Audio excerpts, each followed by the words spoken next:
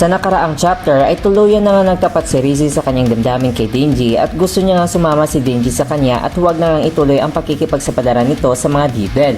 Ano nga ba talaga ang tukoy ni Rizzy sa ating bida? This is Course Anime at sa chapter na ito ay ibubunyag na natin ang nakakakilabot na sitwasyon ng ating bida. Kaya ito na ang chapter 44 to 45 ng Chainsaw Man Season 2. Sa pagpapatuloy nga ng madamdaming pagtatapat ay naguguluhan nga pa rin si Denji kung bakit nga ba kailangan pa nilang lumayo.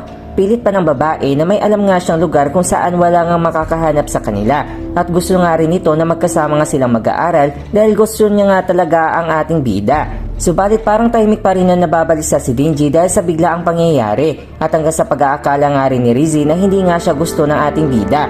Kaso sumigaw naman si Denji at sabing gusto niya nga rin itong babae. Ngunit nasisihan naman raw siya sa kanyang sitwasyon ngayon lalong-lalo na sa kanyang trabaho. Patuloy nga pa rin pahayag ni Denji na unti-unti niya nga rin kinikilala ang kanyang mga kasama tulad nila Aki at Power na kung sa gayon nga ay hindi nga madali sa kanya na iwanan ang kanyang trabaho. At ano pa nga niya kay Rizzy kung sa ganitong paraan ba ay patuloy niya nga pa rin bang makikita itong babae. Naiintindihan naman ni Rizzy ang naging pahiwatig ng ating bida at tanong pa niya kung meron nga bang ibang nagugustuhan itong si Denji. At sa mga oras na iyon ay bigla na lang hinalikan ni Rizzy ang ating bida, nakita naman sa mukha ni Denji na nabigla nga rin siya. At habang kasabay nga nito ang mga pagsabog ng mga paputok ay sa ilang minuto nga nilang paghahalik ay makikita natin na para bang natakot na humiwalay si Denji kay Rizzy at tuluyan nga rin itong napatumba. At dito nga ay masasaksihan natin na kinagat at pinutol nga nitong babae ang dila ni Denji na sa ngayon nga ay patuloy nga sa pagtalsik ang mga dugo sa kanyang dila na ikinapawis nga talaga ng ating bida. At hindi lang dyan nagtatapos mga kaibigan dahil mabilis nga rin na sinunggaban ni Rizzy ang liig ni Denji nitong matinis na kutsilyo. At habang gusto nga ng ating bida na hilahin ang kanyang cord upang maging isang chainsaw, subalit bago pa man ito mahila ni Denji ay unti-unti namang pinutol ni Rizzy ang kamay nito na dahilan nga na mas lalo pang lumalaganap ang mga dugo na lumalabas mula sa kamay ni Denji. Sa pagpapatuloy, lumuhod naman bigla itong babae at lumapit kay Denji at bigla na naman itong sinaksak sa likod ang ating bida na sa ngayon nga ay parang nawala na nga talaga ng lakas si Denji.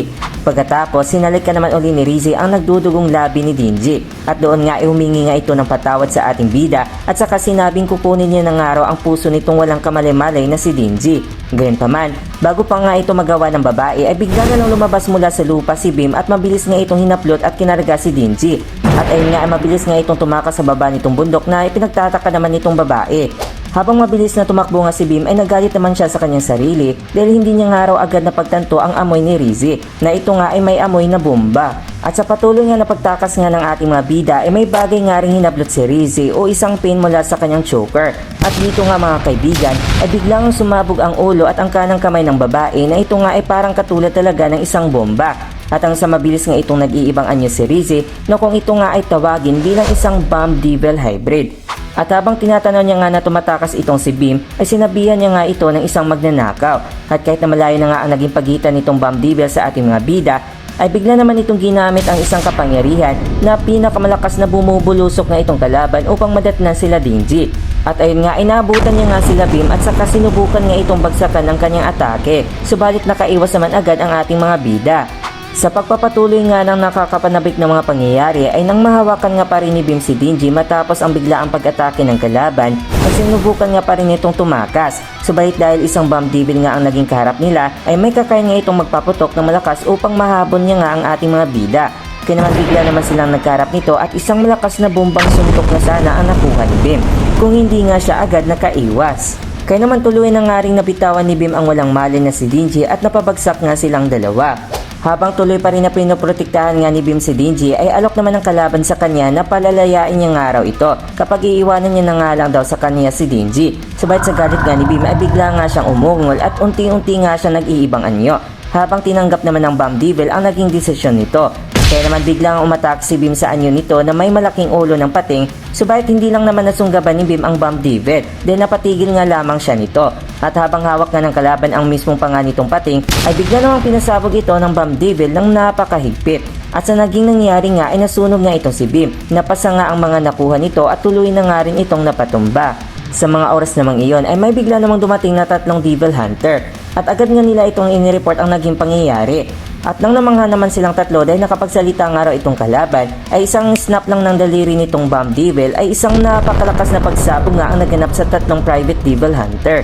Gayunpaman sa muling paglingon nga ni Rizzy ay napagtanto niya naman na nakatakas nga muli sila Beam at Denji. Mula naman sa 2nd Division Training Facility ay nakikipagboxing naman si Aki sa ibang mga hunters. Nagpapasalamat naman si Nomo na isa ring Devil Hunter kay Aki na tinulungan nga siya nitong mag-ensayo bago pa man ito naging katrabaho nila at nangangako nga ito na maging isang vice captain nga siya sa pagsapit ng 5 taon. At nung umalis na nga sila ay bigla namang nagtanong itong Angel Devil kay Aki tungkol sa kunting natitirang buhay na lang nito. At nakuha niya nga raw ang impormasyong ito mula kay Power. Subalit ika pa uli ng Angel Devil na maswerte nga raw si Aki dahil alam naman natin sa nakaraang chapter na gusto na nga mamatay nitong Angel Devil. At kaya naman handa nga magtrabaho si Aki dahil buhay pa nga raw siya. Gayunpaman bigla na lang dumating uli si Nomo at nagmamadaling wika na kailangan niya nga ng tulong sa baba. At doon nga habang nasa critical na condition sila Beam at Denji ay paninigurado naman ni Nomo kung kakilala nga ba talaga ito ni Aki. Sa pagsang-ayon naman ni Aki ay agad nga nitong tanong kay Beam kung ano nga ba ang nangyari kay Denji. Subalit parang nahihirapan nga magsalita itong si Beam at hanggang sa nababalisa nga nitong wika na paparating na nga ang Bomb Devil na isa nga ito sa kasama ng Gun Devil. Nabigla naman si Aki kung bakit may alam nga si Beam tungkol dito at nang hindi nga agad makasagot si Beam ay tinangkaan naman siya ni Aki na papatayin nga siya kapag hindi niya nga sasabihin ang totoo. Ngunit takot pa rin na wika ni Beam na papatayin nga raw siya kapag ilalahad niya nga raw ang impormasyong iyon dahil nangako na nga raw siya kay Makima at nabigla naman uli si Aki dito. At hanggang sa takot nga na sumisigaw si Beam na dumating na nga ang Bomb Devil na napansin nga rin nila Aki at Nomo sa di kalayuan ay may isang babae nga mula sa madilim na sulok na papalapit nga sa kanilang building. Ngunit sa pag-aakala nga na isa lamang talaga itong tao ay sigaw naman ang humingi ng tawad si Nomo sa babae na bawal na nga raw pumunta sa kanilang building. Subalit sa anyong tao nga na si Rizzy ay humingi nga ito ng tulong dahil inaatake nga raw siya ng isang devil. Pagtataka naman ni Nomo na ngumingiti nga lamang itong babae habang humingi ng tulong sa kanila. Subalit pansin na nga pala nila na ito nga isang hindi ordinaryong tao. Kaya naman pinatawag na nga ni Nomo ang mismong headquarters at vice captain nila at mga backup mula sa Division 2 agents.